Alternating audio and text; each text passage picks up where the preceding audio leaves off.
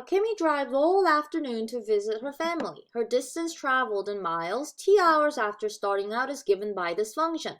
Notice that the domain is restricted in between 0 hours and 5 hours, right?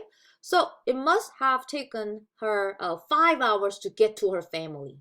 So like 0 means she didn't leave the house yet. We're at the starting point.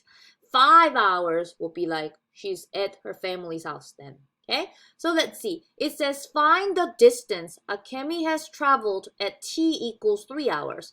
Well, we're given the distance function here, right? They said this function right here is going to give us her distance. So all we need to do to find her distance at t equals 3 is to plug in this 3 into the original function. So I'll set it up, but get your scientific calculator and type it in so that you can get the decimal answer, okay? You plug in that t of 3, and I'll pause the video and I'll type it in myself, okay? All right, when I typed it in, I got 133.905 miles. Okay, all right, next one. Oh, now this one is calculus. Look at the second question. Find the instantaneous rate of change, which is our velocity at t equals 3 hours. So we're talking about her speed to her destination, okay? If she stopped at that moment t equals 3, her speed will be 0.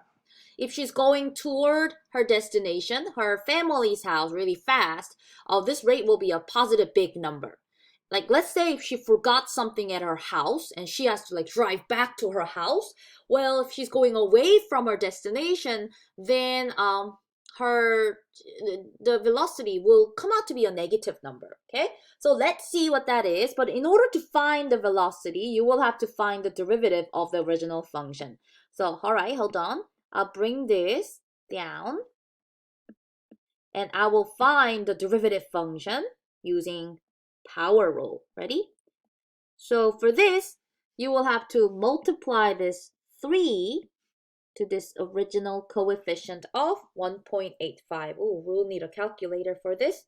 So I'll do 1.85 times 3, and that comes out to be 5.55 t squared. Next, multiply the 2 by this coefficient of 18.175. 18.175 times 2 is 36.35. And this goes down to the linear term because it was a quadratic. So when you take the derivative, exponent goes down by 1. And the last term, plus 82.51t, that's just a linear term, so that will just become 82.51. No more t. Okay, so that's the velocity function. What we're going to do is plug in 3, t of 3 into this velocity function. So I'll set it up so you can pause the video and type this into your scientific calculator, okay? So this time, if you want the velocity at t equals 3, plug in that t equals 3 into the first derivative function, okay? Let me pause the video and find what this is. Kimi's not driving so fast at this moment. Her instantaneous rate of change, or her velocity or speed at t equals 3 is only 23.41. What's the unit? Miles per